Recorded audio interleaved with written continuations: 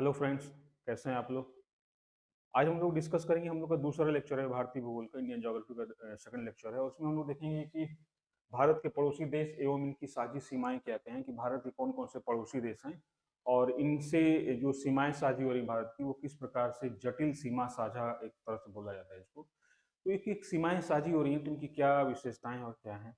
फिर हम लोग देखेंगे कि भारत के जो राजनीतिक इकाइयां हैं, जैसे राज्य हैं, केंद्र शासित प्रदेश हैं, इनका फॉर्मेशन कैसे हुआ है और इनका कहाँ कहाँ पे लोकेशन है, कैसे कैसे। तो इस लेक्चर में हम लोग कल के लेक्चर को ही आगे बढ़ाएंगे। ठीक है, कल का लेक्चर एक सामान्य परिचय था भारत का, भौगोलिक परिचय कि भारत का भौगोलिक स्थिति कहाँ है, उसका विन्यास कहाँ है, मतलब कॉन्फ़िगरेशन कहाँ है, लोकेशन कहाँ है। ठीक है, अक्षांशीय देशांतरी विस्तार देखा था हम लोगों ने, तो उसी को आगे बढ़ाते हुए हम लोग आज का लेक्चर डिस्कस करेंगे। तो आज का लेक्चर की टॉपिक यही है, भारत के पड़ोसी देश एवं साझी सीमाएं। तो पहले तो ये देखेंगे कि भारत के पड़ोसी देश कौन कौन से हैं। ठीक है, भारत के पड़ोसी देश कौन कौन से हैं और उनसे सीमाएं साझी कौन कौन सी होती है। तो देखिए यहाँ पर हम मैप में देखेंगे कि भारत के पड़ोसी देश कौन है। तो ये हम लोग का भारत है। भारत के मैप के बारे में हम डिस्कस कर लिए थे। ठीक है, अब यहाँ पर देखेंगे ना कि भारत के पड़ोसी देश कौन कौन से हैं। तो इधर हमको दिखाई देगा कि ये भारत का पड़ोसी देश कौन है, पाकिस्तान है। ठीक है, ये भारत का पड़ोसी देश कौन है, पाकिस्तान है। ठीक है, पश्चिम में पाकिस्तान है। फिर यहाँ पर देखेंगे कि अफगानिस्तान है, अफगानिस्तान के साथ सीमा साझा हो रही है यहाँ पर। फिर इधर के साइड में देखेंगे कि चाइना है, चाइना के साथ सीमा साझा हो रही है। फिर नेपाल है, भूटान है। ये क्या है, पश्चिम के साइड में पाकिस्तान है, उत्तर के साइड में कौन कौन है, अफगानिस्तान है, चाइना है, नेपाल है, भूटान है। ठीक है, फिर देखेंगे कि पूरब के साइड में कौन है, तो ये म्यांमार है और यहाँ पर बांग्लादेश है। ये भारत के साथ स्थलीय सीमा साझा करने वाले देश हैं। ठीक है, फिर इसके बाद हम लोग देखते हैं कि जलीय सीमा साझा करने वाले कौन कौन से देश हैं। तो जलीय सीमा साझा करने वाले जो निकटतम देश है उसमें तो एक पाकिस्तान यहाँ पे है, ये भी भारत के साथ जलीय सीमा साझा करता है। दूसरा यहाँ पे श्रीलंका है जो भारत के साथ जलीय सीमा साझा करता है। तीसरा यहाँ पे मालदीव है, और आप इस समय मालदीव के विषय में डिस्कस तो देख ही रहेंगे कि मालदीव के बारे में किस तरह की डिस्कशन चल रही है इस समय। फिर यहाँ पर देखेंगे ना कि यहाँ पे जलीय सीमा साझा करने वाला देश एक म्यांमार भी है, बांग्लादेश भी है, और यहाँ पर जो हमारा अंडमान निकोबार द्वीप समूह है इससे रिलेटेड देखेंगे तो यहाँ पे इंडोनेशिया है, थाईलैंड है, ये भी जलीय सीमा साझा करते हैं भारत के साथ। ठीक है, तो इतने देश जो है भारत के साथ जलीय सीमा साझा करते हैं। अब हम लोग को देखिए पढ़ना क्या है, पढ़ना तो बहुत ज्यादा हम लोग का। ठीक है, पढ़ना तो बहुत ज्यादा है हम लोग को, लेकिन इसमें से काम की चीज क्या क्या है, कैसे पढ़ना है। तो सबसे पहले हम लोग को देखना है, बहुत ध्यान से इसको हम लोग को पढ़ना है कि भारत का पड़ोसी देशों के साथ जो सीमा साझा करता है वो स्थलीय सीमा साझा कैसे है। तो इसमें देखेंगे कि स्थलीय सीमा साझा करने वाले देश कौन कौन से हैं। तो उसमें है भारत, बांग्लादेश के साथ सीमा साझा करता है। ये मैंने सीक्वेंस से लिखा है, क्रमशः लिखा हुआ है, कितनी की 1000 किलोमीटर या कितने 100 किलोमीटर भारत और अपने पड़ोसी देशों के साथ सीमा साझा करता है। ठीक है, दूसरा है भारत और चीन के साथ सीमा साझा करता है। तो सबसे ज्यादा जो है ना भारत बांग्लादेश के साथ सीमा साझा करता है, और वो कितना है, 4096.7 किलोमीटर की लंबाई वाला भारत क्या है, बांग्लादेश के साथ सीमा साझा करता है। फिर दूसरे नंबर पे कौन है, चीन है। चीन के साथ 3888 किलोमीटर लंबी सीमा साझा करता है भारत। हम लोग को लगता है ना मैप में कि शायद चाइना के साथ ज्यादा भारत सीमा साझा करता है, लेकिन ऐसा नहीं है। क्यों नहीं है ऐसा, क्योंकि बीच में नेपाल आ जाता है। नेपाल अगर ना होता तो हो सकता है कि भारत चाइना के साथ ना सीमा साझा सबसे ज्यादा करता, लेकिन इस कारण। ठीक है, फिर इधर क्या है, भारत पाकिस्तान के साथ 3323 किलोमीटर लंबी सीमा साझा करता है। नेपाल के साथ 1751 किलोमीटर लंबी सीमा साझा करता है। फिर म्यांमार के साथ है, 1643 किलोमीटर लंबी सीमा साझा करता है। फिर भूटान के साथ है जो 699 किलोमीटर लंबी सीमा साझा करता है। फिर अफगानिस्तान के साथ सबसे कम सीमा साझा करता है भारत, कितनी करता है, 106 किलोमीटर। और मैप में हम लोग देखे थे कि कहाँ पे एक साझा करता है, ये जो करता है यहाँ पर अफगानिस्तान के साथ, ये भारत सीमा साझा करता है। इसको असल में एक पतली सी पट्टी है जो अफगानिस्तान की है, इसको हम लोग बोल लेते हैं, यहाँ पर देखेंगे कि एक पतली सी पट्टी है, ये है, इसको बोल देते हैं हम लोग बखारा गलियारा। क्या बोलते हैं, बखारा गलियारा। ठीक है, तो इस तरह से इस बखारा गलियारा के माध्यम से भारत जो है वो अफगानिस्तान के साथ सीमा साझा करता है। तो ये हम लोग देखा था। यहाँ पे एक थोड़ा सा हम लोग हालांकि इसको बहुत ज्यादा डिस्कस नहीं करना चाहिए, लेकिन कर लेते हैं हम लोग, कि भारत का जो क्षेत्रफल है ना वो कुल कितना है, 32,87,263 वर्ग किलोमीटर क्षेत्रफल भारत का है। लेकिन इसमें थोड़ा सा परिवर्तन दिखाई देगा। क्यों दिखाई देगा, क्योंकि भारत ने क्या किया ना कि बांग्लादेश के साथ कुछ इनक्लेव्स को क्या किया है, स्थानांतरित किया है और कुछ प्राप्त किया है। जैसे बांग्लादेश के कुछ गांव थे, राजनीतिक गांव थे जो भारत में स्थित थे। ठीक है, और भारत के कुछ राजनीतिक गांव थे जो बांग्लादेश में स्थित था। तो इनका आदान प्रदान किया गया है। तो इसको लेकर थोड़ा सा देखेंगे कि अब ये देखना है कि कौन सा संविधान संशोधन हुआ था। 100 संविधान संशोधन हुआ था। 100वां संविधान संशोधन अधिनियम है कि कौन है, आप लोग ध्यान रखिएगा, इसको जरूर देखिएगा एक बार जाके, ठीक है। तो यहाँ पर देखेंगे। अब यहाँ पर एक चीज और देखना है कि भारत का कुछ क्षेत्र जो है, जैसे यहाँ पे जम्मू कश्मीर का जो पश्चिमी भाग है, जिसको हम लोग बोलते हैं पाक अधिकृत कश्मीर, इस पे क्या है कि पाकिस्तान ने जबरदस्ती कब्जा किया हुआ है, जिसको हम लोग बोलते हैं पाक ऑक्युपाइड कश्मीर, पीओके बोलते हैं। फिर यहाँ पर देखेंगे ना कि एक छोटा सा क्षेत्र है यहाँ पे, जिसको बोलते हैं सजगाम घाटी। सजगाम घाटी का क्या कहाँ कॉन्सेप्ट है कि यहाँ पर क्या है कि 1963 में 1963 में पाकिस्तान ने क्या किया है कि अवैध रूप से चाइना को इसे दे दिया है। और चाइना को दिया क्यों है, इसकी बड़ी एक रोचक कहानी है कि पाकिस्तान दावा करता है चाइना के इन क्षेत्रों पर दावा करता है, जो ये उत्तर के क्षेत्र हैं इन पे पाकिस्तान दावा करता है, लेकिन मिलना तो है नहीं उसको। तो ये क्या है ना कि यहाँ पर ये है कि जब सीमा विवाद सुलझ जाएगा तो फिर सजगाम घाटी का भी हम समाधान कर लेंगे। लेकिन ये सजगाम घाटी का जो क्षेत्र है, इसको पाकिस्तान ने चाइना को गिफ्ट कर दिया है, ठीक है फिलहाल। और 1962 में जो वार हुआ था, इंडो चाइना वार हुआ था, उसमें जो ये क्षेत्र है जिसको हम लोग बोलते हैं ये जो लद्दाख का उत्तर पूर्व क्षेत्र है, ठीक है, ये पूरा क्षेत्र जो है ये चाइना ने अवैध रूप से कब्जा किया हुआ है इस पे। तो लगभग 1,20,000 वर्ग किलोमीटर के आसपास क्षेत्र, थोड़ा सा ज्यादा ही है, 1,20,000 किलोमीटर के आसपास, वर्ग किलोमीटर के आसपास का क्षेत्र पाकिस्तान और चाइना ने अवैध रूप से कब्जा किया है। लेकिन फिर भी वो सैद्धांतिक रूप से किसका हिस्सा है, वो भारत का हिस्सा है, ठीक है। लेकिन अनाधिकृत रूप से ट्रेस पास किया हुआ है, इसको अपने कब्जे में पाकिस्तान और चाइना ने दिया हुआ है भारत का। तो यहाँ पे थोड़ा सा हम लोग को ध्यान ये रखना है कि ये जो सीमा साझा कर रहे हैं वो कैसे कैसे साझा हो रही है सीमाएं, ठीक है। तो यहाँ पे हम लोग इसको देख लेते हैं, ठीक है। तो ये हम लोगों ने देखा कि भारत के साथ कितने पड़ोसी देश हैं जो स्थलीय सीमाएं साझा कर रहे हैं। अब एक तो आता है कि भाई किलोमीटर के रूप में याद करना है कैसे है, तो इसको बहुत ज्यादा परेशान नहीं होना है। इसको क्या करना है,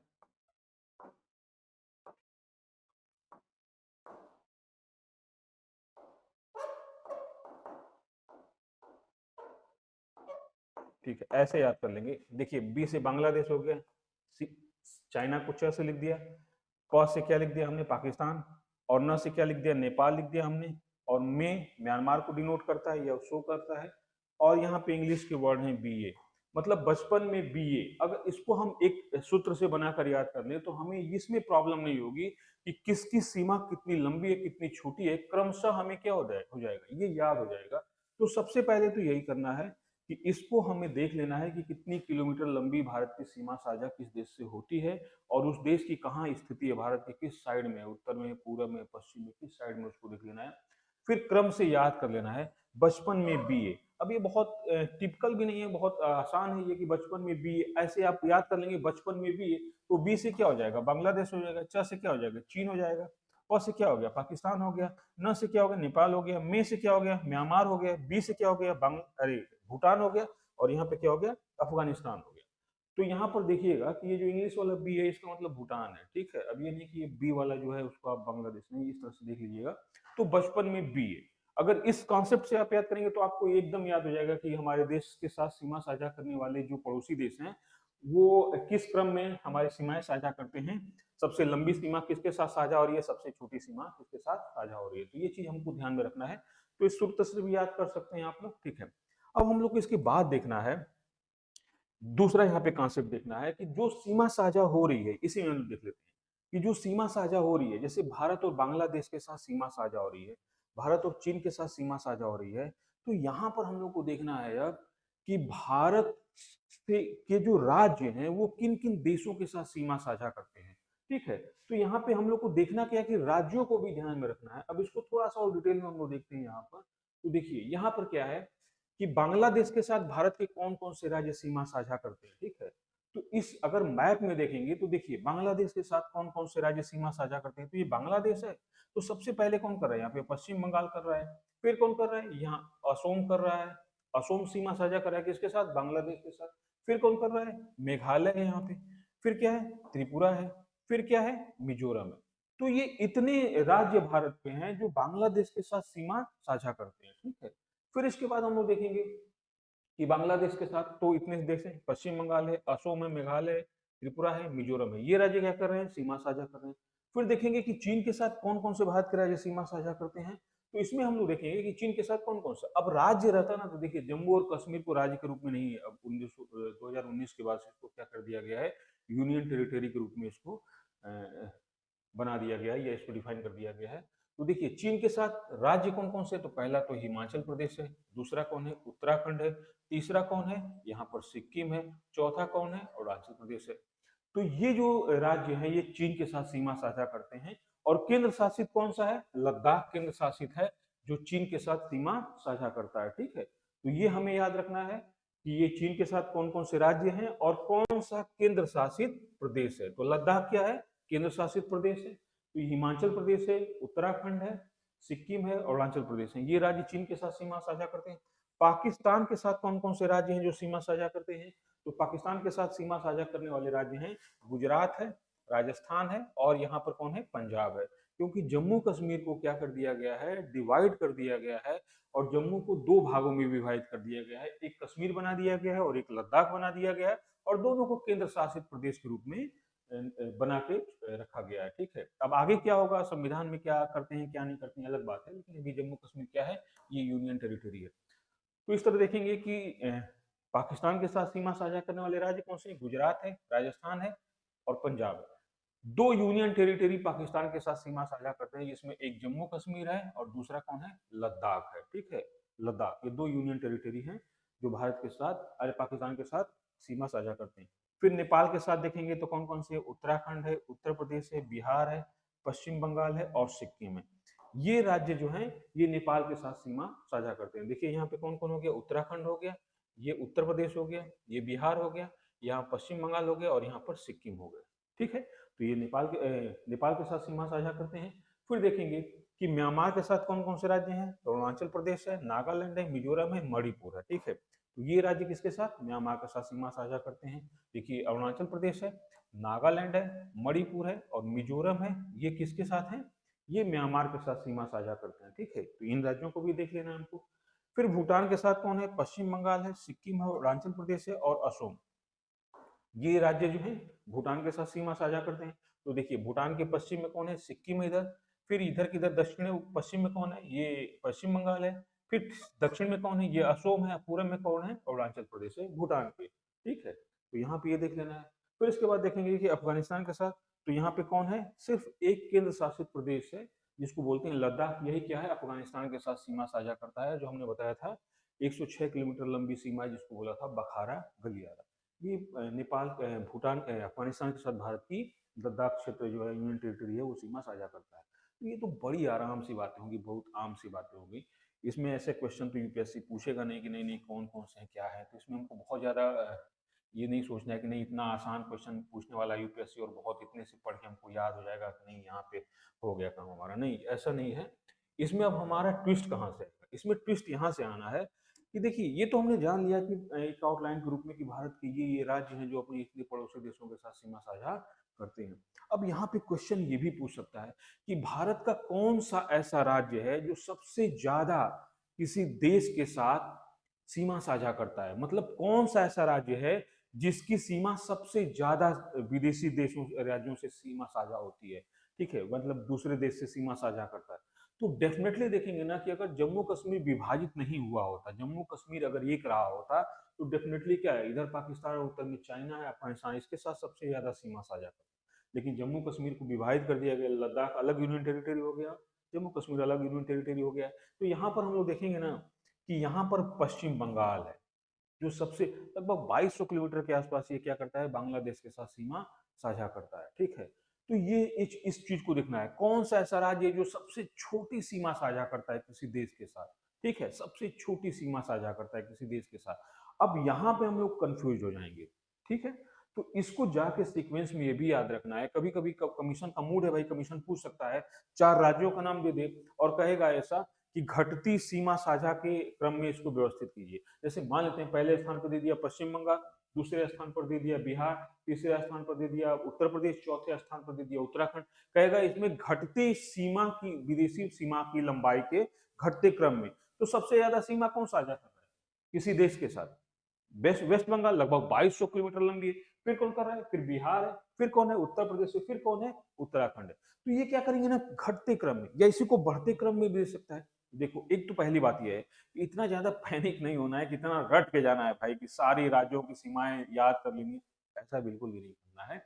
लेकिन कम से कम दिमाग में इतना तो हो ही कि अगर हम ऑप्शन देखें तो वहाँ पे पता चल जाए। अब ये ना हो कि पूछे कि भारत का कौन-सा राज्य है जो सबसे लंबी सीमा साझा करता है और यहाँ पर मणिपुर, नागालैंड, वेस्ट बंगाल और असम दिया हो तो हम इसमें कन्फ्यूज़ हैं। यहाँ पे कम से कम इतना तो दिमाग में बैठा हो कि भाई पश्चिम बंगाल की सीमा सबसे ज़्यादा लंबी हो सकती है।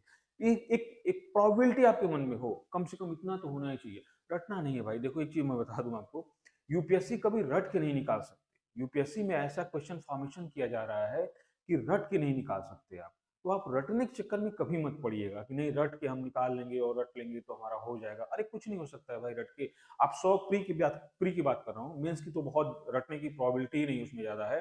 प्री में क्या है कि अगर रटने की प्रोबेबिलिटी भी है ना तो उसमें समझदारी आपको दिखानी है, समझना है, कॉन्सेप्ट समझना है, ठीक है।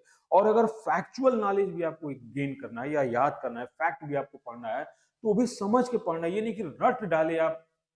हम लोग क्या होता है ना कि जैसे मोस्टली मैं देखा हूँ कि स्टूडेंट के अंदर एक कॉन्सेप्ट होता है कि वो जैसे अपना एकेडमिक रिकॉर्ड उसका होता है ना, जैसे इंटर किया उसने, हाई स्कूल इंटर किया है, फिर ग्रेजुएशन किया हुआ है, तो उसमें मोस्टली क्या होता है कि वो रट के जाता है, पढ़ के आता है, वहाँ पे क्वेश्चन पेपर में लिख देता है रटी रटी बातें, तो उसको मार्क्स मिल जाते हैं। तो उसको लगता है कि नहीं रटने से बहुत कुछ हो रहा है, रट लेंगे तो हमारा हो जाएगा। लेकिन यहाँ पर यूपीएससी पूरी तरह से क्या है, एकदम अलग कॉन्सेप्ट लेके चलता है। यूपीएससी में रटने का कोई सवाल ही नहीं है। तो आप हमेशा दिमाग में बिठा के रखिए कि रटना नहीं है हमें। रट के अगर चाहेंगे कि यूपीएससी निकल जाए तो बड़ा मुश्किल हो जाएगा, ठीक है। तो रटिएगा नहीं, बस ये यहाँ समझते रहिएगा किस तरह से। फिर दूसरा क्वेश्चन यहाँ पे हो सकता है कि भारत के कितने राज्य हैं जिनकी सीमाएं मतलब सबसे ज्यादा देशों से स्पर्श करती हैं, ठीक है। कौन कौन से ऐसे राज्य हैं जिनकी सीमाएं सबसे ज्यादा देशों से स्पर्श होती हैं। तो पहला देखेंगे वो राज्य कौन हो गया, यहाँ पे हो गया सिक्किम। सिक्किम की सीमाएं 3 देशों से स्पर्श करती हैं। पहला क्या है, देखिए इधर नेपाल हो गया, ऊपर क्या हो गया चीन हो गया, इधर क्या हो गया भूटान हो गया। तो एक देखेंगे यहाँ पे कि एक तो सिक्किम हो गया, ठीक है, जिसकी सीमाएं 3 देशों से स्पर्श करती हैं, ठीक है। फिर इधर देखेंगे आप कि इधर अगर लद्दाख के रूप में देखा जाए तो लद्दाख भी क्या है, इसकी सीमाएं केंद्र शासित प्रदेश है, तो इसकी सीमाएं कितने देशों के साथ, इधर पाकिस्तान के साथ, इधर अफगानिस्तान के साथ और उधर चीन के साथ सीमाएं इसकी साझा हो रही है। तो केंद्र शासित प्रदेश के रूप में देखें तो लद्दाख एक ऐसा केंद्र शासित प्रदेश है जिसकी सीमाएं 3 देशों से साझा हो रही है, ठीक है। राज्य के रूप में देखा जाए तो ये क्या हो गया, ये हो गया आपका सिक्किम। दूसरा कौन हो गया, अरुणाचल प्रदेश हो गया। अरुणाचल प्रदेश की सीमा किससे साझा हो रही है, तो इधर देखिए, इधर भूटान से साझा हो रही है, इधर चाइना से साझा हो रही है और इधर किससे साझा हो रही है, म्यांमार से साझा हो रही है। तो मैं आपको इस तरह से बता रहा हूं कि आप जब पढ़ें, जब भी एटलस को देखें, तो इन इन फैक्ट्स पे भी एक बार विचार करते हुए चलें कि हमें इन इन पहलुओं को भी पढ़ना है कि कौन कौन से ऐसे राज्य हैं जिनकी सीमाएं सबसे अधिक देशों से संलग्न है या कॉमन हो रही हैं, ठीक है। तो इस तरह से भी देखेंगे। फिर ऐसा भी हो सकता है कि कौन सा ऐसा राज्य है जो 3 ओर से विदेशी सीमाओं से घिरा हुआ है। तो इस तरह से भी पूछ सकता है क्वेश्चन, कौन से ऐसे राज्य हैं जिनकी सीमाएं 3 ओर से या अपने क्षेत्रफल के अधिकांश भागों के से घिरे हुए हैं, विदेशी राज्यों से घिरे हुए हैं। तो इसमें क्या हो गया, एक तो सिक्किम हो गया। सिक्किम क्या है कि लगभग 3 ओर से क्या है, ये लगभग क्या है, ये तीन कंप्लीटली 3 ओर से क्या है, ये विदेशी सीमाओं से है। इधर नेपाल से है, इधर चीन से, इधर भूटान से है। फिर देखेंगे कि त्रिपुरा भी, देखेंगे कि त्रिपुरा भी वही हालत है, मिजोरम की भी हाल वही देखेंगे। तो इस रूप में भी हमको देखना है कि कौन कौन से ऐसे राज्य हैं जिनकी सीमाएं अधिकांशतः विदेशी देशों से क्या है या विदेश से क्या है, पड़ोसी देशों से घिरी हुई हैं। तो इसको इस रूप में भी हमको याद करना है, ठीक है। ये हमको देखना है। फिर इसके बाद हमें कॉन्सेप्ट के रूप में यहाँ पे ये देखना है कि जो भारत के जलीय सीमा है, जो जलीय सीमा साझा करने वाले देश हैं, तो उसमें क्या आगे देखिए कि हमारी जो समुद्री सीमा या जलीय सीमा साझा करने वाले देश कौन कौन से हैं, तो उसमें भारत श्रीलंका के साथ साझा करता है, मालदीव के साथ साझा करता है, इंडोनेशिया के साथ साझा करता है, म्यांमार के साथ साझा करता है, पाकिस्तान के साथ करता है, बांग्लादेश के साथ करता है, थाईलैंड के साथ करता है, ठीक है। तो इन देशों के साथ भारत क्या करता है, अपनी जलीय सीमाएं साझा करता है। तो थोड़ा सा यहाँ पर देखना है कि जैसे हमने यहाँ पे समझाने के लिए बता दिया है कि श्रीलंका के साथ क्या है, पाक की खाड़ी और मन्नार की खाड़ी, ठीक है। पाक स्ट्रेट है, ठीक है, पाल जल जब जल मध्य बोलते हैं उसको, और मन्नार की खाड़ी, इनके साथ क्या करता है वो, अपनी जलीय सीमाएं साझा करता है। फिर मालदीव के साथ क्या है, 8 डिग्री चैनल क्या है, ये 8 डिग्री चैनल के 8 डिग्री चैनल का मतलब है 8 डिग्री की उत्तरी अक्षांश रेखा। तो ये 8 डिग्री चैनल के साथ किसकी सीमाएं साझा कर रहा है भारत? ये मालदीव के साथ वहां से अलग हो रहा है, मालदीव की सीमा और भारत की सीमा, भारत का लक्षद्वीप है और मालदीव अलग हो रहे हैं, तो 8 डिग्री चैनल है।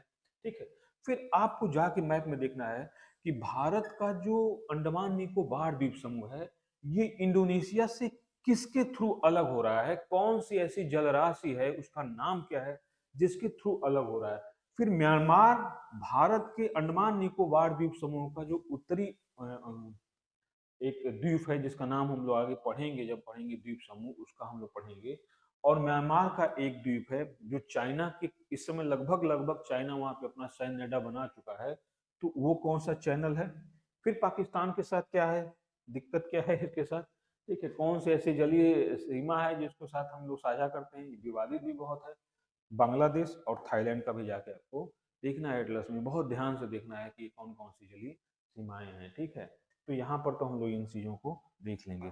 फिर इसके बाद हम लोग को इसके आगे देखना है स्थलीय सीमा की लंबाई, जलीय सीमा की लंबाई, सब आपको पता हो जाएगा कि स्थलीय सीमा की लंबाई कितनी है, जलीय सीमा की लंबाई कितनी है। ठीक है, तो इसको बहुत ज्यादा लेके आप पैनिक मत होइएगा कि भारत की कितनी स्थलीय सीमा है और कितनी जलीय सीमा है। ठीक है, तो ये सब चीजें तो बहुत कॉमन है, आप लोग कहीं भी पढ़ लेंगे कि वो कितना है। जलीय स्थलीय सीमा की लंबाई कितनी भारत की, लगभग 15,200 किलोमीटर लंबी स्थलीय सीमा है, जो उत्तर के और पूरब पश्चिम के पड़ोसी देशों के साथ साझा करता है।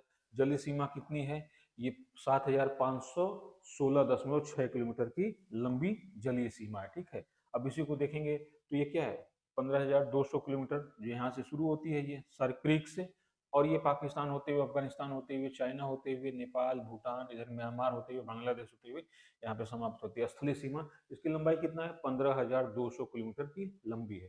फिर देखेंगे कि हमारी जलीय सीमा कहाँ से शुरू होती है, यहाँ से शुरू होती है ये सर क्रीक से, और ये यहाँ से होते हुए यहाँ तक आ जाती है पश्चिम बंगाल तक, तो ये मुख्य भूमि की स्थलीय सीमा है। फिर देखेंगे कि भारत के बहुत से द्वीप हैं, इधर क्या है, लक्षद्वीप है, इधर अंडमान निकोबार द्वीप समूह है। तो ये देखेंगे कि एक तो देखेंगे जलीय सीमा कितनी है, तो ये सब मिलाकर अगर देखा जाए तो ये हम लोग का देखना है कि कितनी स्थलीय सीमा और जलीय सीमा है। ठीक है, स्थलीय सीमा कितनी है, ये 15,200 किलोमीटर लंबी है, और जलीय सीमा कितनी है, ये 7,516.6 किलोमीटर लंबी जलीय सीमा है। तो ये तो बहुत कॉमन सी बात है, आप लोग को देखना है जाके। ठीक है, अब हम लोग जब यहाँ पर आएंगे भारत की इस मैप में देखेंगे तो यहाँ पे एक अगला कदम हम लोग को देखना है कि भारत के कितने राज्य हैं जो तटवर्ती हैं, मतलब समुद्र से इनकी सीमाएं सामुद्रिक हैं या समुद्र से लगती हैं। तो यहाँ पे गुजरात हो गया, इधर क्या हो गया, महाराष्ट्र हो गया, इधर गोवा है, कर्नाटक है, तमिल केरल है, तमिलनाडु है, आंध्र प्रदेश है, उड़ीसा है और पश्चिम बंगाल है। तो यहाँ पे देखना है कि कौन कौन से राज्य हैं, 1 2 3 4 5 6 7 8 9, 9 राज्य हो गए जिनकी सीमाएं क्या हैं, जलीय सीमाएं हैं। केंद्र शासित प्रदेश कौन कौन से हैं जिनकी सीमाएं जलीय हैं, तो यहाँ पे क्या हो गया, ये देखिए, ये दादर नगर हवेली एंड दमन दीव दोनों को मिला दिया गया है, दोनों केंद्र शासित प्रदेशों को मिला के एक केंद्र शासित प्रदेश कर दिया गया है। तो एक तो ये हो गया। दूसरा यहाँ पे क्या है कि यहाँ पे पुदुचेरी है, क्या है, पुदुचेरी। पुदुचेरी की सीमाएं भी क्या है, ये पुदुचेरी एक ऐसा केंद्र शासित प्रदेश है जो बिखरा हुआ है, जो 3 राज्यों में बिखरा हुआ है और 4 ये यूनिट में डिवाइड है। पहला यहाँ पे क्या है कि देखेंगे कि यहाँ पे केरल में एक जगह है माहे, ये माहे किसका हिस्सा है, पुदुचेरी का। फिर यहाँ पर देखेंगे कि आंध्र प्रदेश में ये यनम है, यनम किसका हिस्सा है, ये भी पुदुचेरी का है। फिर पुदुचेरी खुद एक यहाँ पर है, तमिलनाडु में स्थित है, और इसी के थोड़ा सा नीचे जो कराईकल है, ये भी किसका भाग है, ये भी पुदुचेरी का है। तो पुदुचेरी ऐसा केंद्र शासित प्रदेश है जो 3 राज्यों में क्या है, बिखरा हुआ है। पहला केरल में है, दूसरा तमिलनाडु में है, तीसरा कहाँ है, आंध्र प्रदेश में है। इसकी भी जब हम लोग पॉलिटी पढ़ेंगे कि ऐसा क्यों हुआ था, तो जो पॉलिटी में हम लोग डिस्कस करेंगे तो वहाँ पे इसको डिस्कस कर लेंगे। तो यहाँ पे देख लेना है इसको। अब यहाँ पे थोड़ा सा हम लोग को एक देखना है, हालांकि हमें जो पॉलिटी पढ़ेंगे वहाँ पे उसको ज्यादा रिलेवेंट होगा कि भारत में राज्य कितने 28 हैं और केंद्र शासित प्रदेश कितने, ये तो हम लोग देखेंगे। फिर इसके बाद देखेंगे कि इन राज्यों का फॉर्मेशन कैसे हुआ है, कितने राज्य हैं, सूर्य भारत आजाद हुआ था तो उस समय कितने राज्य थे, कितने केंद्र शासित प्रदेश थे। ठीक है, तो वहां पे हम लोग देखेंगे इसको। तो इसको अभी आपको अभी से धीरे धीरे हैबिट में लेते आना है आपको कि क्या क्या देखना है हमको, यहाँ से ये फॉर्मेशन हमको निकालनी है कि भारत में कितने राज्य हैं, इन राज्यों के बनने का क्रम क्या है। और डेफिनेटली मैं बता रहा हूँ आपको कि मैं एक फार्मूला बता दूंगा, उस फार्मूला के आधार पे आप राज्यों को लगभग लगभग याद कर लेंगे, ठीक है, कि कौन कौन राज्य कब कब बने हैं, ठीक है। और इसमें देखेंगे कि राज्यों के बनने का क्या आधार रहा है, और इसमें हम लोग यहाँ पर और भी देखेंगे कि किसी राज्य का दूसरे राज्य के साथ जो सीमा संबंधित डिस्प्यूट है, जैसे हम लोगों ने यहाँ पर क्या देखा था कि यहाँ असम ऐसा राज्य है जिसका कई पड़ोसी राज्यों के साथ क्या है, इसका सीमा डिस्प्यूट है। एक तो मेघालय के साथ इसका सीमा डिस्प्यूट है, फिर मिजोरम के साथ भी इसका सीमा डिस्प्यूट है या सीमा विवाद है। तो इस तरह से भी देखेंगे कि कौन सा राज्य है जिसका पड़ोसी राज्य के साथ सीमा का विवाद चल रहा है, आपसी विवाद है, ठीक है। तो यहाँ पर इन सब चीजों को देखना है। अब हम लोग को इसके आगे क्या करना है ना, कि जो मैं बताऊंगा आपको, अब जाके हम लोग को एटलस में करना क्या है कि एटलस लेके हम लोग को सबसे पहले भारत का जो पूरा पड़ोसी देश है इनको देखना है, पड़ोसी देशों को देखना है। फिर देखना है कि कौन कौन से राज्य भारत के हैं जो पड़ोसी देशों से सीमाएं साझा करते हैं, किस कौन कौन से राज्य हैं, और जो विशेषताओं के आधार पर मैं जो डिस्कस किया हूँ उसको जा जाके आपको देखना है, ठीक है। अब यहाँ पे एक टॉपिक हम लोग का आ रहा है यहाँ, ठीक है, कि जो भारत के पड़ोसी देश हैं इनके साथ हमारे मुद्दे क्या हैं, इश्यूज क्या क्या हैं, ठीक है। ये प्री में भी इंपॉर्टेंट है और मेंस में भी बहुत महत्वपूर्ण है कि हमारे पड़ोसी देशों के साथ क्या क्या इश्यूज हमारे चल रहे हैं। इशू चलने का मतलब क्या है कि देखिए, एक तो है सीमा संबंधित मुद्दे जो हैं, बाउंड्री डिस्प्यूट्स क्या क्या हमारे किन किन पड़ोसी देशों के साथ हमारी बाउंड्री डिस्प्यूट्स क्या क्या चल रही हैं, ठीक है, सीमा संबंधित मुद्दे कौन कौन से हैं। तो इसमें पाकिस्तान के साथ भी देखेंगे कि सीमा संबंधित मुद्दे कौन से हैं। और ऐसा नहीं है कि पाकिस्तान के साथ देखेंगे तो सिर्फ यही देखेंगे कि सीमा संबंधित मुद्दे कौन कौन से कहाँ कहाँ। पाकिस्तान के साथ देखेंगे कि गुजरात में कौन कौन से सीमा संबंधित मुद्दे हैं, ठीक है, जम्मू कश्मीर में कौन से सीमा संबंधित मुद्दे हैं, ठीक है, और लद्दाख में कौन से सीमा संबंधित मुद्दे हैं, ठीक है। फिर राजस्थान और पंजाब में हैं सीमा संबंधित मुद्दे की नहीं है, ठीक है। तो यहाँ पर देखेंगे। अब देखिए, एक छोटा सा मैं आपको एग्जाम्पल लेता हूँ कि जो पाकिस्तान के साथ भारत ने अब तक प्रत्यक्ष रूप से 3 युद्ध लड़ा है, भारत के साथ पाकिस्तान लड़ा हुआ है। एक 1948 में लड़ा हुआ है, वो किसको लेकर लड़ा हुआ है, वो जम्मू कश्मीर को लेकर लड़ चुका है, अवैध रूप से कब्जा करने को लेकर। उसी युद्ध में क्या हुआ था कि जम्मू कश्मीर का कुछ हिस्सा पाकिस्तान ने अनाधिकृत रूप से अपने नियंत्रण में रखा हुआ है, ठीक है, जिसको हम लोग पाक अधिकृत कश्मीर बोलते हैं। दूसरा 1965 का जो वार था, 1965 का जो युद्ध था, वो इस गुजरात के क्षेत्र का जो कच्छ कारण है, इसको लेकर पाकिस्तान लड़ चुका है इसको। अब इसको हम लोग बहुत अच्छे से डिस्कस, इसको तो पॉलिटी में डिस्कस करेंगे कि पाकिस्तान का जब निर्माण हो रहा था, भारत जब अंग्रेजों ने पाकिस्तान और भारत के रूप में दो देशों को बनाने का निर्णय लिया, तो उसमें पाकिस्तान की ये मांग थी कि जम्मू कश्मीर जो है वो मुस्लिम बहुल क्षेत्र है, तो इसको पाकिस्तान में शामिल कर लिया जाए। भारत का कहना था कि भाई देखो, भारत और पाकिस्तान का निर्माण सिर्फ धार्मिक आधार पर नहीं हो रहा है, कई अन्य आधारों पर भी है, इसमें है, सिर्फ धार्मिक आधार को नहीं लिया जाना चाहिए, ठीक है। और भारत के लिए जम्मू कश्मीर बहुत महत्वपूर्ण है, जबकि पाकिस्तान के लिए क्या एक सेंटिमेंटल था वो कि भाई मुस्लिम बहुल इलाका है तो हमें मिल जाए। जबकि भारत के लिए क्या है, वो सामरिक और रणनीतिक रूप से जम्मू कश्मीर बहुत महत्वपूर्ण है, इसलिए भारत के लिए बहुत इंपॉर्टेंट है, ठीक है। और भारत ने क्या किया है, वहाँ के जो महाराज थे हरि सिंह, उन्होंने विलय पत्र पे हस्ताक्षर किया बाकायदा भारत में विलय करने के लिए। तो वो पूरी तरह से एक कानून सम्मत प्रक्रिया है। जम्मू कश्मीर को छोड़ दिया जाए तो यहाँ पर देखेंगे कि जो लद्दाख क्षेत्र है, ये लद्दाख जो क्षेत्र है, ये सॉरी, ये जो हमारा कच्छ का क्षेत्र है, इसकी स्थिति ये है कि पाकिस्तान कहता है कि जो कच्छ का रण है ना, ये झील है, ये एक झील क्षेत्र है, और इस पे हमें भी अधिकार चाहिए। तो आप देखेंगे ना कि जब इस मैप को देखेंगे तो यहाँ पे डैश डैश डैश डैश ऐसे ऐसे आपको दिखाई देगा राजनीतिक मानचित्र में और भौगोलिक मानचित्र में।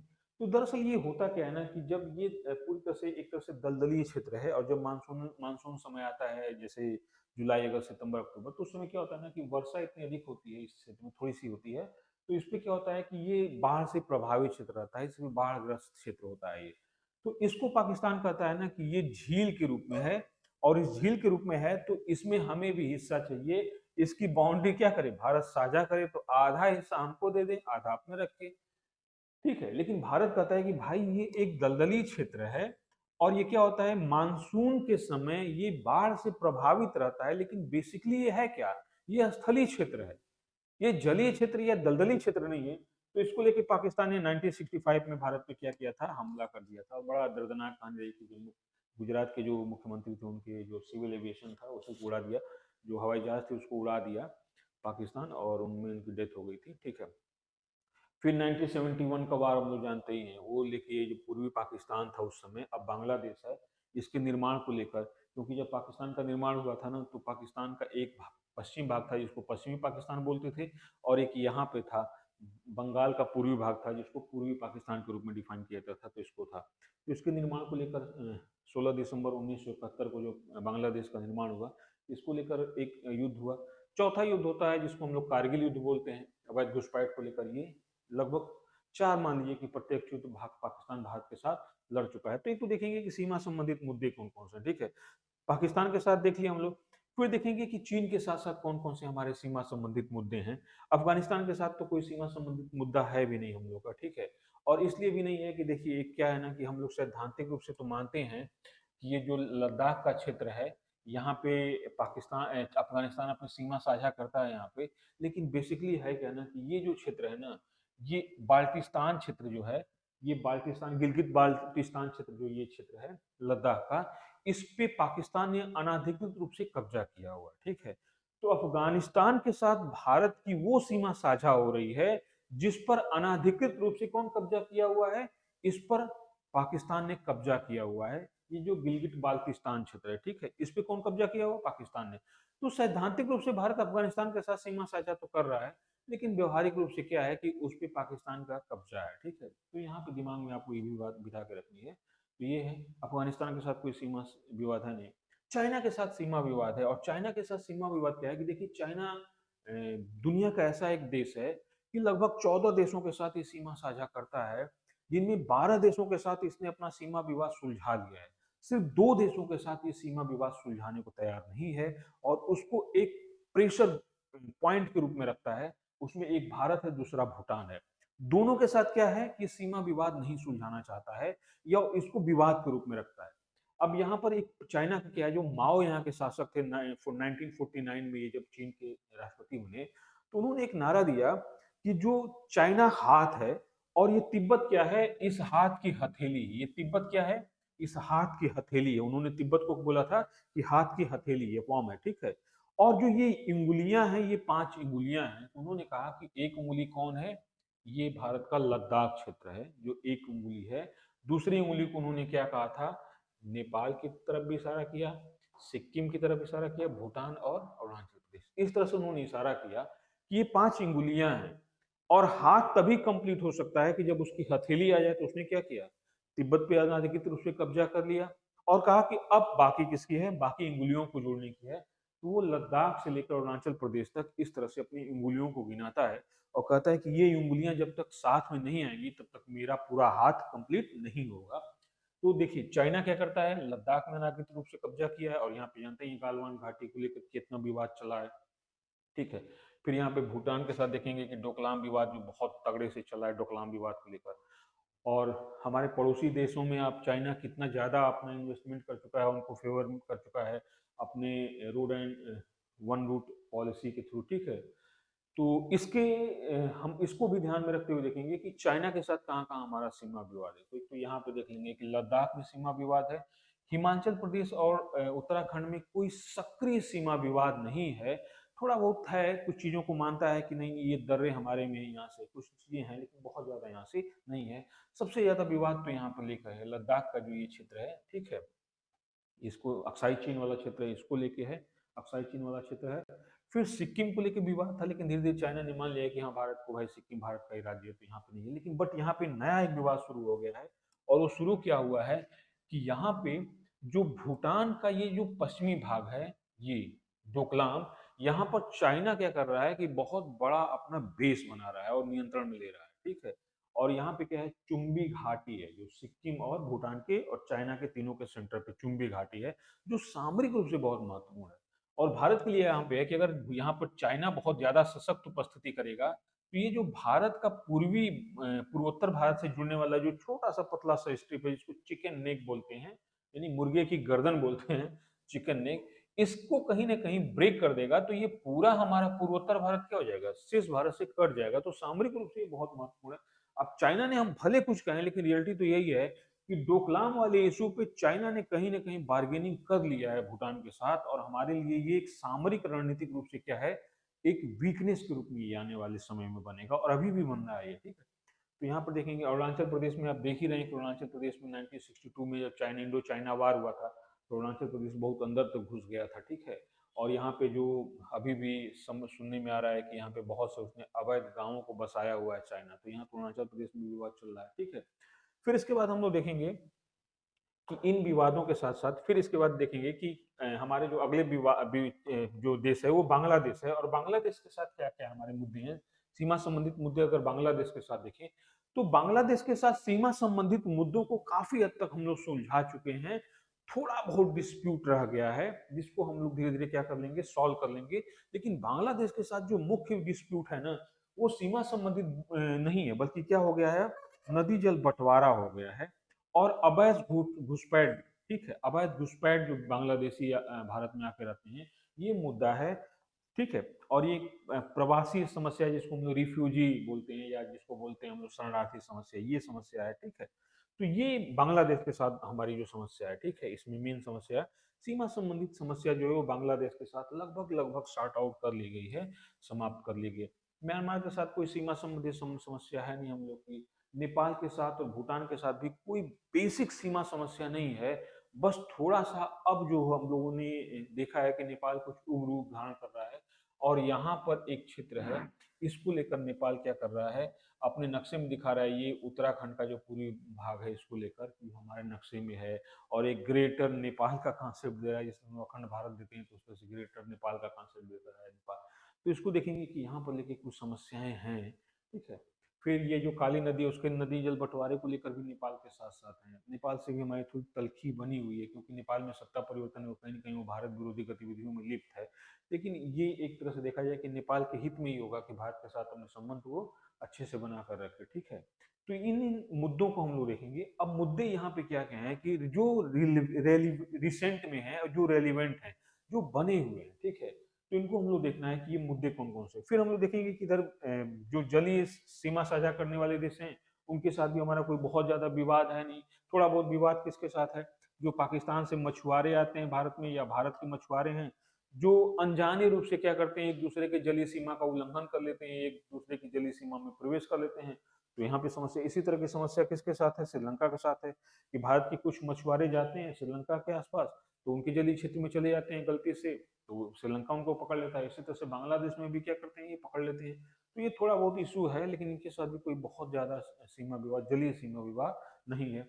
अंडमान निकोबार द्वीप समूह जब था, तो इसको क्या बोलते थे कि जब देश आजाद हुआ था तो इस अंडमान निकोबार द्वीप समूह को इंडोनेशिया बोलता था कि मेरे हिस्से में। और इंडोनेशिया को पता नहीं क्या इतनी सनक सवार है कि भाई तुम्हारे पास कम से कम 13,000 द्वीप समूह हैं। मतलब द्वीप समूह नहीं, मतलब 13,000 द्वीप हैं इंडोनेशिया के पास। दुनिया का ऐसा एक देश है, इकलौता ऐसा देश है इंडोनेशिया, जिसके पास 13,000 द्वीप हैं। और उसमें से 13,000 द्वीपों में से मात्र किस पे, 6,000 द्वीपों में ही ये हैबिटेट है, यानी कि वासित द्वीप कितने हैं, 6,000। इसका मतलब है कि लगभग 7,000 द्वीप ऐसे इंडोनेशिया के पास है जिनमें लोग रहते ही नहीं, परमानेंट सेटलमेंट है ही नहीं उस पे। और फिर भी अंडमान निकोबार द्वीप समूह पे कब्जा करता था, मतलब दावा करता था। और इसको देखा गया कि 1962 में जब इंडो चाइना वार हुआ था, तो उस समय इंडोनेशिया ने चाइना को क्रिटिसाइज नहीं किया था, हालांकि वो गुट निरपेक्ष आंदोलन में भारत के साथ सक्रिय रूप से भागीदार था, लेकिन फिर भी उसने चाइना को क्रिटिसाइज नहीं किया। क्यों? क्योंकि अंडमान निकोबार द्वीप समूह को लेकर भारत से वो मुंह फुलाए हुए था। अब तो उसका मुंह पिचक गया है, इसलिए पिचक गया है कि वो जान गया है कि अब हमको मिलने वाला नहीं है। तो इंडोनेशिया को वो भारत का अंग स्वीकार कर चुका है। लेकिन शुरुआत में क्या था कि इंडोनेशिया क्या करता था, अंडमान निकोबार द्वीप समूह को अपना हिस्सा समझता था कि ये मेरा हिस्सा है, ठीक है। तो यहाँ पे देखेंगे हम लोग इस चीज को, ठीक है। तो ये हम लोग का एक पढ़ने का तरीका होगा आगे के समय में, जो भी हम लोग पढ़ेंगे मुद्दे जो हैं ये, ठीक है। फिर देखेंगे कि और मुद्दे कौन कौन से हम लोग के हैं, ठीक है। तो व्यापार है, व्यापार एक बहुत महत्वपूर्ण मुद्दा है। हालांकि ये भौगोलिक रूप से तो नहीं देखा जाएगा इसको, लेकिन इसको अगर करंट में देखेंगे या इसको हम लोग देखेंगे इंटरनेशनल रिलेशन में, तो व्यापार भी बहुत बड़ा मुद्दा है। और इसमें से एक चीज और देखना हम लोग को है कि भारत का किस पड़ोसी देश के साथ कितना ज्यादा व्यापार है, कौन सा ऐसा पड़ोसी देश है जिसके साथ सबसे ज्यादा भारत व्यापार करता है। ऑब्वियसली चाइना के साथ है। सबसे ज्यादा व्यापार किसके साथ होता है, चाइना के साथ। सबसे कम व्यापार किसके होगा, सबसे कम व्यापार किसके साथ होगा, सबसे कम व्यापार इस समय तो हमको लगता है कि पाकिस्तान के साथ ही हो रहा है, क्योंकि व्यापार लगभग लगभग नगण्य रूप से, निगली व्यापार नगण्य रूप से। तो ये भी देखना हम लोग को। फिर यहाँ पे हम लोग को उसको पढ़ते हुए ये भी दिमाग में रखना है कि कौन सा ऐसा पड़ोसी देश है जिसके साथ भारत की निर्यात आयात की अपेक्षा अधिक है, और कौन सा ऐसा पड़ोसी देश है जिसके साथ भारत का आयात निर्यात की अपेक्षा अधिक है। तो ये कई पॉइंट ऑफ व्यू से देखना है, आयात निर्यात का कंसेप्ट देखना है, लेकिन चूंकि ज्योग्राफी में हम लोग को देखना नहीं है तो यहाँ पे नहीं देखना है। नदी जल बंटवारा बहुत महत्वपूर्ण टॉपिक है, ठीक है। तो इसको आप आईआर में पढ़ेंगे, नदी जल बंटवारा कौन कौन सा है, और नदी जल बंटवारा भारत का लगभग लगभग हर पड़ोसी देश के साथ नदी जल बंटवारे को लेकर मुद्दा है। उसमें सिर्फ म्यांमार को ले लीजिए और भूटान को ले लीजिए तो कोई बहुत सक्रिय रूप से नदी जल बंटवारे को लेकर कोई मुद्दा नहीं है। नहीं तो पाकिस्तान के साथ भी नदी जल बंटवारे को लेकर, क्योंकि सिंधु और उसकी सहायक नदियों के जल बंटवारे को लेकर है, विवाद है। चाइना के साथ भी है, क्योंकि उसमें जो ब्रह्मपुत्र नदी है उसके जल बंटवारे को लेकर चाइना वो ब्रह्मपुत्र नदी को क्या कर रहा है, उसमें बांध बना रहा है या उससे नहरें निकाल रहा है, तो वो भी एक बहुत बड़ी समस्या है। फिर बांग्लादेश के साथ है ही हमारा तीस्ता नदी जल बंटवारा, और ब्रह्मपुत्र नदी को लेकर भी क्या है, विवाद है, जिसमें सबसे सक्रिय विवाद किसका है, तीस्ता नदी के जल बंटवारे को लेकर है, ठीक है। म्यांमार के साथ वैसा कोई विवाद नहीं है, नेपाल के साथ है, क्योंकि नेपाल से निकलने वाली बहुत सी ऐसी नदियां हैं। एक तो नेपाल के पश्चिमी भाग में क्या है, काली नदी है, ठीक है, इसके जल को लेकर विवाद है यहाँ पर उत्तराखंड और नेपाल की सीमा पर, इसके बंटवारे को लेकर विवाद है।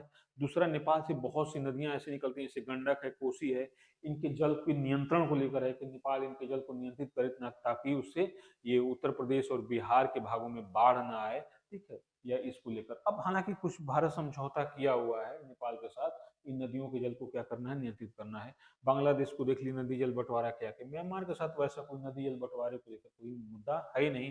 और जो जलीय सीमाएं साझाकरण के साथ नदी निकलने का कोई मतलब ही नहीं भारत के साथ कानून से। तो इन मुद्दों को हम लोग देखेंगे, ठीक है। और ये जो आप टॉपिक्स मैं आपको बता रहा हूँ, इन टॉपिक्स को जाके आपको देखना है मैप में, ठीक है। और आप देखेंगे डेफिनेटली, उसे देखेंगे जो जैसे जैसे क्लास हम लोग करते जाएंगे वैसे ऐसे ऐसे टॉपिक्स मैं बताऊंगा आपको जिन पे फोकस करेंगे, तो हम लोग का प्री का पॉइंट जो है, या प्री का जो हम लोग का एक जो डर है या जिसको कहते हैं हवा है, वो खत्म हो जाएगा। प्री हमारे लिए थोड़ा सा इजी हो जाएगा और हमें लगेगा कि प्री निकालना हमारे लिए कोई बहुत बड़ा मुश्किल नहीं है। देखिए एक चीज बता दूं आपको पहले ही, यूपीएससी का एग्जाम नो डाउट सबसे टफ एग्जाम है, लेकिन उसको अगर आप ट्रिकी तरीके से सॉल्व करते हैं या एक बेहतर रणनीति को अपनाते हैं, तो ये जो सबसे कठिन मुद्दे हैं ना, या सबसे कठिन इश्यू हैं, वो भी इतना इजीएस्ट फॉर्म में या बहुत सरलतम तरीके से हम लोग सॉल्व कर लेंगे। ये फिर हमारे लिए कोई मुश्किल नहीं रह जाएगा, बहुत आसान तरीके से इसको हम लोग सॉर्ट आउट कर लेंगे। और यूपीएससी के प्री निकालने में और मेंस के निकालने में भी आपका कॉन्फिडेंस बहुत महत्वपूर्ण भूमिका निभाता है। और कॉन्फिडेंस आपका आने के लिए जरूरी है कि आप कम से कम उन चीजों को तो पढ़ के जाएं जो चीज बहुत रेलिवेंट है। देखिए यूपीएससी ऐसा क्वेश्चन पूछता है कि कोई प्रिडिक्शन नहीं कर सकता कि ये क्वेश्चन आएगा या यहाँ से क्वेश्चन आए। हम लोग ट्रेंड एनालिसिस करते हैं, जो आगे हम लोग करेंगे ट्रेंड एनालिसिस कि किन किन टॉपिक से कितने ज्यादा क्वेश्चंस होते हैं, कहाँ पे फोकस करना। अभी तो शुरुआत हम लोग की चल रही है, थोड़ी फेमिलियर हो जाए तो फिर हम लोग थोड़ी सी डीप चीजों पर भी आएंगे कि नहीं भाई यहाँ पे हम लोग को फोकस करना है, इन चीजों पे भी फोकस करना है। तो आप दिमाग में हमेशा बिठा के रखिए कि अभी तो हम लोग की शुरुआत हो रही है, थोड़ा सा हम लोग प्रोडक्ट मतलब इंटरेक्शन कर रहे हैं, अपने आप को एक दूसरे से परिचित करा रहे हैं हम लोग, ठीक है। फिर मैं आपको बताऊंगा तो आप डेफिनेटली देखेंगे ना कि एक कुछ दिन बाद आपको लगेगा कि नहीं नहीं, मैं इन टॉपिक पे अगर फोकस करता हूं तो मेरे लिए प्री कोई प्रॉब्लम नहीं है, प्री मेरे लिए बहुत आसान है। बस मुझे कॉन्फिडेंस बिल्डअप करना है अपनी, और थोड़ी सी चीजों को सिस्टमैटिक वे में क्या करना है, स्टडी करनी है हमें, ठीक है।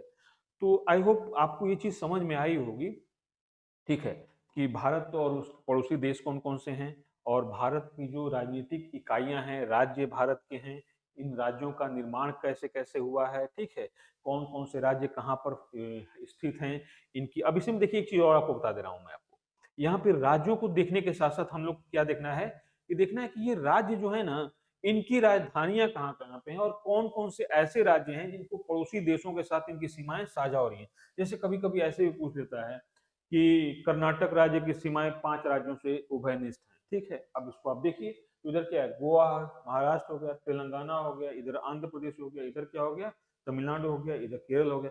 अब इस तरह से 5 राज्यों से सीमा उभयनिष्ठ होती है कि 6 राज्यों से होती है कि 4 राज्यों से होती है, ठीक है। तो इस तरह से भी पूछ सकता है। फिर इस तरह से भी पूछ सकता है कि मध्य प्रदेश और महाराष्ट्र दोनों भारत के ऐसे राज्य हैं जिनकी सीमाएं 6 राज्यों से उभयनिष्ठ होती हैं। अब यहाँ पे आपको देखना है कि यार एक का भी हमें याद होगा तो दूसरे का भी तो याद रखना है।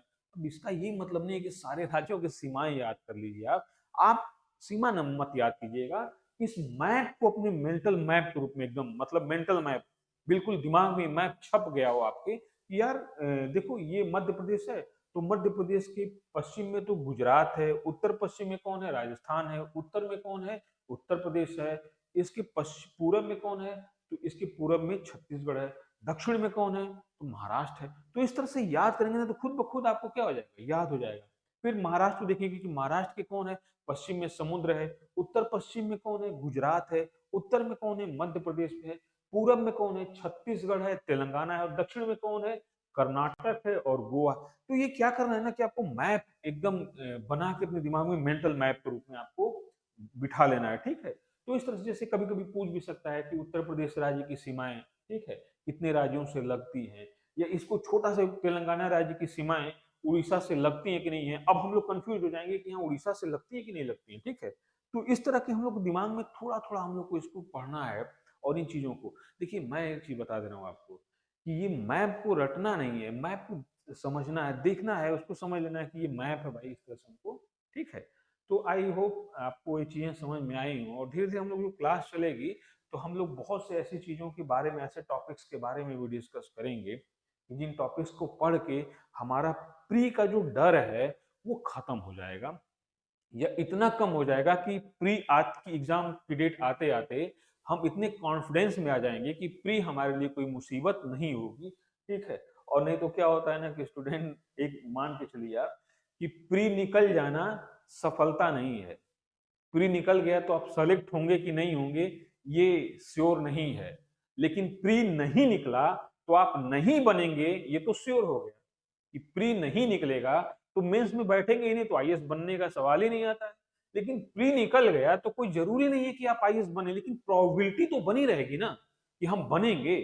तो याद रखिए कि प्री ऐसा एग्जामिनेशन है कि जो महत्वहीन होते हुए भी बहुत महत्वपूर्ण है, ठीक है। और इसको निकालने के बाद ही तो सारी हमारी जो रणनीति है मेंस की वो इम्प्लीमेंट करेंगे। प्री नहीं निकला तो मेंस में हम चाहे जितनी अच्छी प्रिपरेशन कर लें वो बेकार है भाई, क्योंकि प्री जब निकला ही नहीं तो मेंस में कैसे उसमें पार्टिसिपेट करेंगे। तो ठीक है, ये चीजों पे डिस्कस करेंगे, फिर नेक्स्ट टॉपिक जो होगा उस पर हम लोग डिस्कस करेंगे। चलिए आज की क्लास यही हम लोग ऑफ करते हैं। Thank you.